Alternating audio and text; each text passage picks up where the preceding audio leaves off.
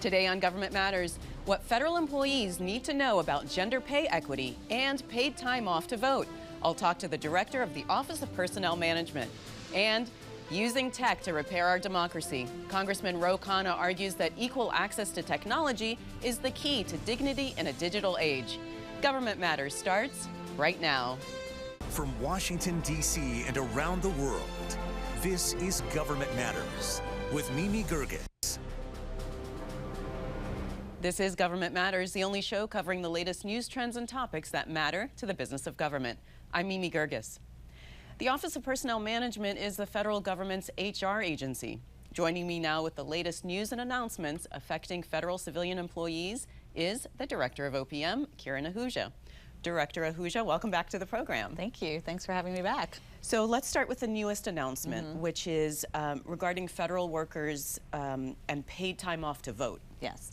We're very excited about this announcement. It's, I believe it's an important endeavor as we think about, you're going to hear me say a lot about the government being a model employer and how being the largest employer, how we need to really set the standard expectations of how we want to see other employers show up and the kind of impact that we want. And this is exactly what we're doing here with our new voting guidance. It actually expands opportunities for voting, so we know that elections aren't just taking place the day of election. It gives more time, it gives time off for early voting, also for the day of elections, and that's a change here. So we want folks to be able to engage in their elections all up and down local, state, federal. So that's a big piece of it, as well as the expansion of leave for participating as a nonpartisan poll worker. So, and I think this speaks to, federal government employees. They are committed to the civil service, committed to public service. I think, are great participants in our democracy, and we want to continue that. And I think this guidance sets the stage for how we want to engage in that, encourage that participation. We want to remove barriers to voting. And again, we want to be able to set the standard for how we should be showing up as an employer. But what was the policy before? Like, what's the change here? Well, it gives up to 4 hours of administrative leave. It goes beyond just election day to early voting. And the additional piece is actually the up to 4 hours to be a nonpartisan poll worker. So, I think there are lots of ways we want to promote civic duty and civic engagement, and this was a way that we thought would be meaningful to create that expansion and that opportunity for our federal workers. I wonder if there's anything that OPM can do to encourage private employers to do the same thing, because it is important for people to be able to feel like they can go and vote without missing work. Well, no, I mean, now we see where in the polling locations, where you see the rush in the morning before work gets started to kind of get your vote in or wait or try to race back after work, and certainly the early voting days help. We think, again, we obviously this is not something we can mandate or but setting an example we think is a persuasive way to share kind of what we're trying to do for our federal workers, why we think it's important that we should be encouraging greater participation, why we should remove those barriers. So it is not the racing in the morning or racing at the end of the day to try to, what we is a privilege, frankly, to be able to participate. We want to encourage that. Kiran, a few weeks ago there was Equal Pay Day at the White House to promote gender pay equity. How are we in 2022 and women are still getting 83 cents on the dollar for equal work? Right. No, I think, again, this is something we absolutely need to tackle. This was a part of, Mimi, we had talked about it before, I believe, when I was here last time and shared about the President's executive order focused on diversity, equity, inclusion, and accessibility. The issues around pay equity are a big part of this. We're adamant, and I think we know this. I mean, you just mentioned it. It's about economic fairness. It's about economic prosperity. But it's also about the moral imperative of what we should be doing. I mean, this is the right thing to do. I will say for the federal government, we do fare better. We have a 6% pay gap, gender pay gap, compared to 17% nationwide. We also, which is still 6% too yes, much. No. Definitely. Yeah, exactly. We also, for the second year in a row, have no pay gap in our senior executive service. So we want to continue that trend. And certainly we have, which we find commendable, just with the way the pay system is set up, is much more equitable. There's a lot more transparency in how we list positions, the salary ranges that we provide in those listings. So we want to lean into that visibility. What we are doing is saying, to your point, what is that? We need to close that 6% pay gap. So a big part of this, the executive order that the president issued last year, as we come across like a full year, is that we are providing tools for agencies to do a pay equity analysis so they can determine where they have barriers, to be able to do a bit of that barrier analysis. And we're also issuing guidance later this year that's going to be focused on not using prior salary history to set your pay. I can tell you, when I came into the federal government, they used my nonprofit salary. And once you come in, you're on that trajectory, right? So it's important that, you know, that we have found that that really leads to the discrepancies farther along in your federal and career. It just perpetuates that, because it's like, well, you were making this much, so I'll give you a little bit of a raise to do right? this We have job. the step increases. Again, it's a very equitable process once you're in, but it's so important where you start and when you come in the door, and where, you know, where your salary is set. So are you able to guarantee that women and men will finally make the same in the federal government? Well, I mean, saying guarantee, we're certainly going to work hard to do it. I think we have a system in which, like I said, a large part of it is very transparent in how we set pay. I think we need to, you know, part of addressing the prior salary history, you know, through the regulatory process, you know, us wanting to provide the tools to agencies and being very proactive, I think are steps in the right direction. And certainly, you know, 6% is not good, but I think it's achievable to close that gap. And certainly we want to encourage these kinds of practices across the board, not just on the federal government. In January, you announced a federal civilian minimum wage of $15 per hour. What was the motivation for that change? You know, again, I think I don't think anyone has been kind of, you know, we've all experienced the impact of this pandemic. We have all talked about how important it is to support the workforce, you know, our frontline workers, our health workers. And I think for us, front and center, we've been talking a lot about what should be kind of the minimum wage. The president's been talking to, certainly appealing to Congress to set a minimum wage. We wanted to make sure if we were going to be pushing for legislation on the Hill, that we wanted to make sure that we had our house in order. And so we did that review, and we realized that we have a little less than 70,000 individuals in the federal government who were making less than $50 per hour. And so we raised their pay back at the end of January, and there were 7,000 of those individuals here just in the DMV. We think that this is, you know, again, setting the standard. You know, that we should be that model employer. We should ensure that we are giving workers a fair wage, and you know, frankly, we want to ensure that you know, those individuals who've been on the front lines. So these workers are our food and concession workers. There are clerical staff. There are workers in veterans hospitals. I mean, these are the folks who've been really showing up during this pandemic. And so I thought it was interesting that it's by far the majority are in the Defense Department. Yes.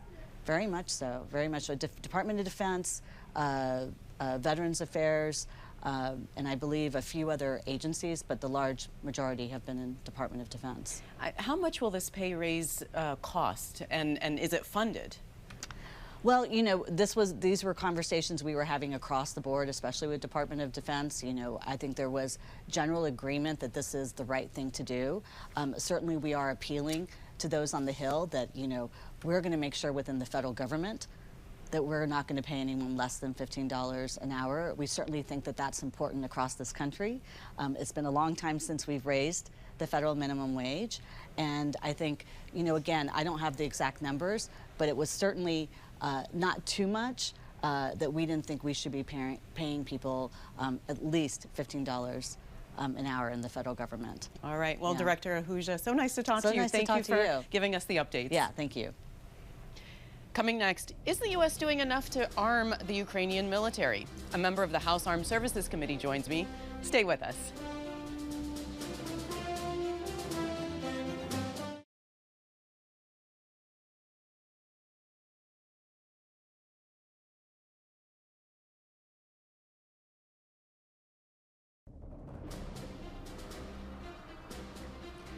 Unequal access to technology and the wealth it generates means that many Americans are left behind in the digital economy. Khanna is a Democratic member of Congress from California's Silicon Valley.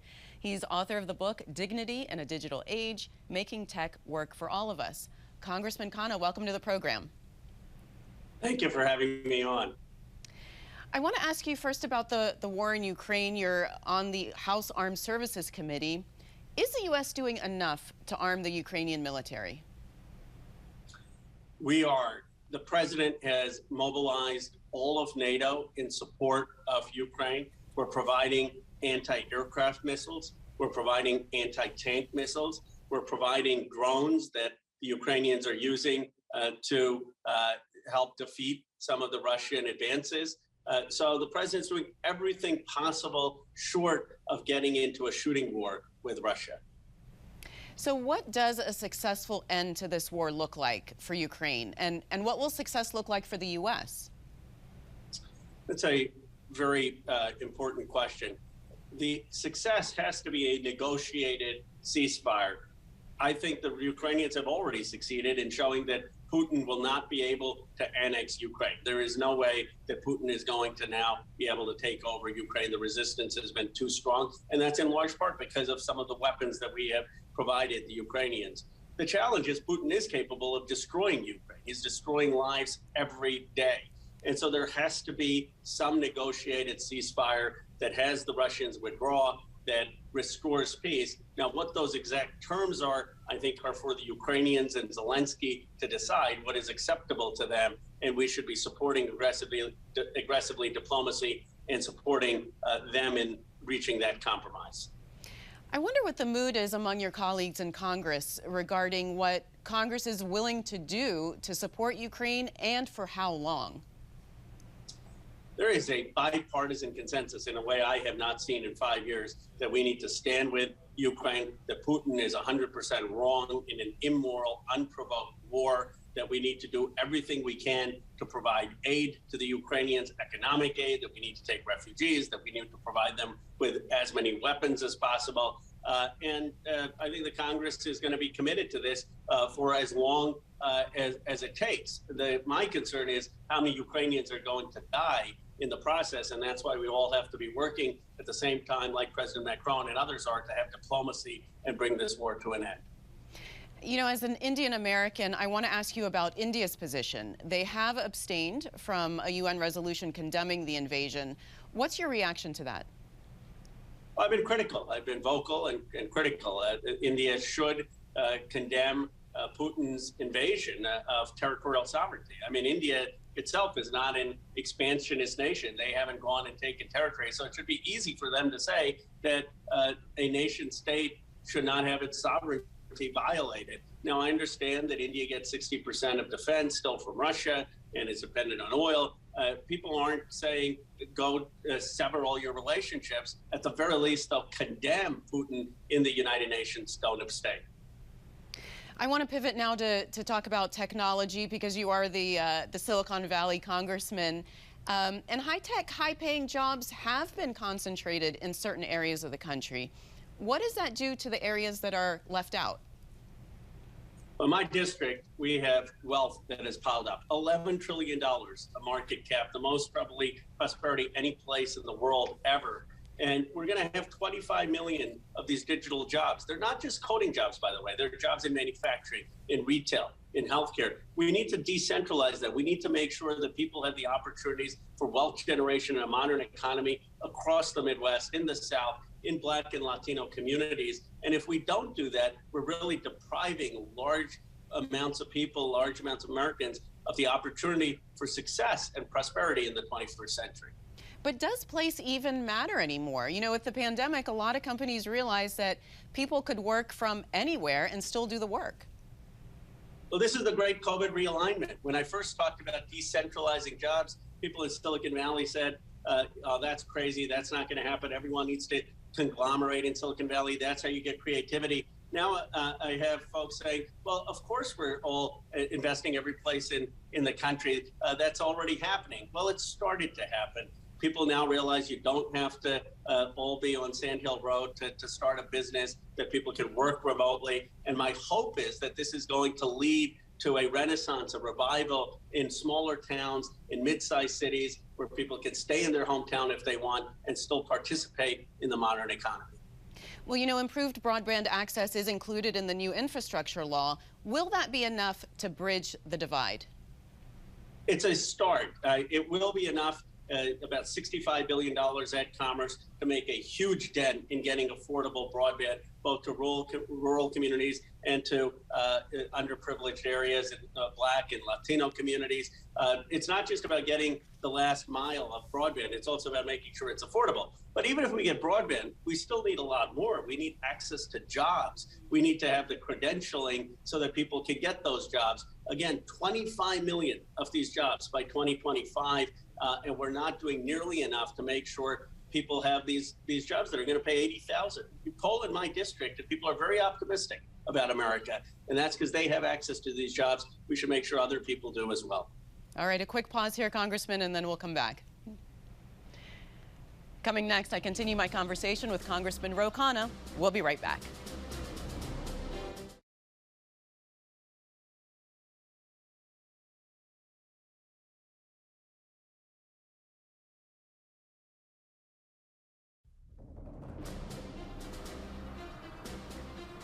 I'm back with Congressman Khanna. He's a Democratic member of Congress from California's Silicon Valley. Congressman, you created something called the Internet Bill of Rights. What is that? I did this at the request of Speaker Pelosi with Tim Berners-Lee, who's the founder of the World Wide Web. It's a very simple idea that you should own the rights to your data. Every person should have an inalienable right to their data.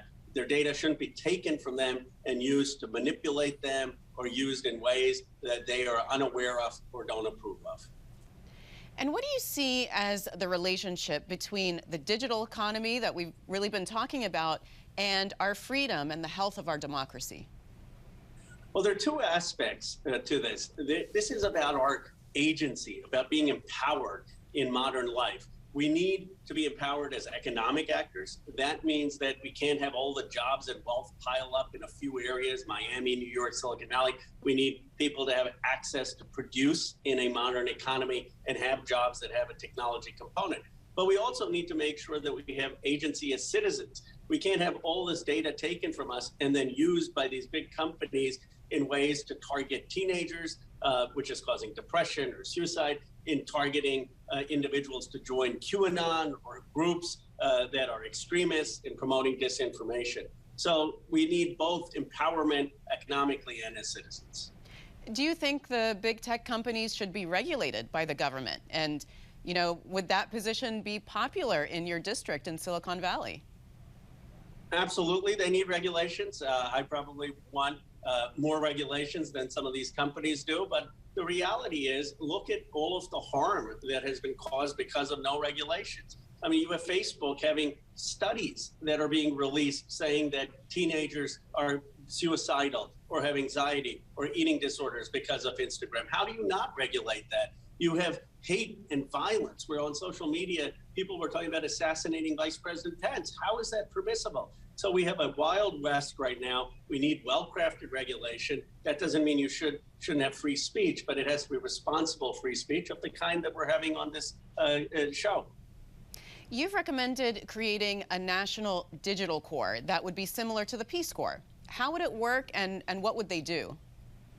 We have so much talent in this country in technology. We have the leading technologists in the world. Many of them come from different parts of the country. Many of them want to give back to their community. And what I've said is, if you want to go back to your hometown, if you want to go back to a rural town, we should have a stipend for that, and they can help their community college, their land-grant university, their private industry prepare for many of these jobs of the future. By the way, many of them don't require a college degree, require a 9-month course, a 10-month course, and they don't require a lot of coding. They just require comfort in technology and their pathways to the middle class.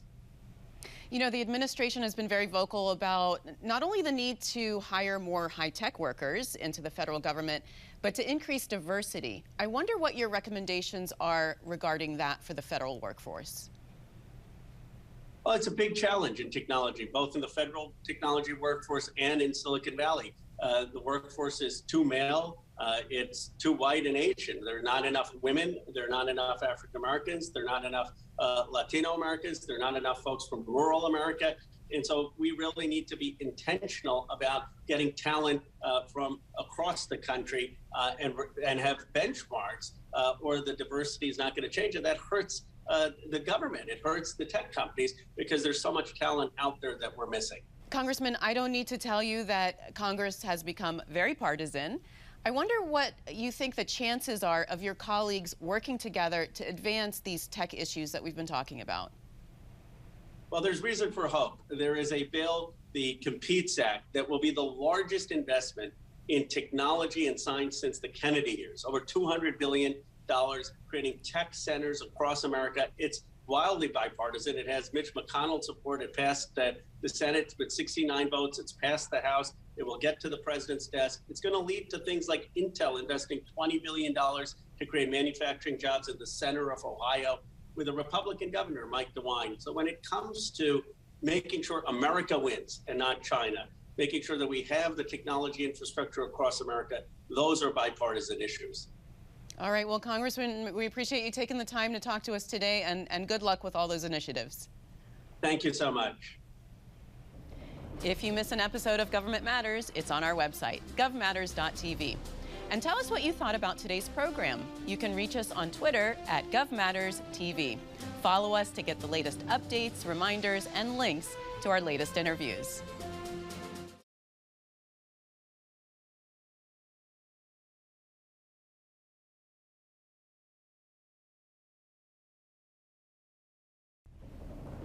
That's the latest from Washington. Join me weeknights at 8 and 10:30 on WJLA 24/7 News and Sunday mornings at 10:30 on 7 News to stay plugged in on issues that matter to the business of government. Thanks for watching. I'm Mimi Geerges.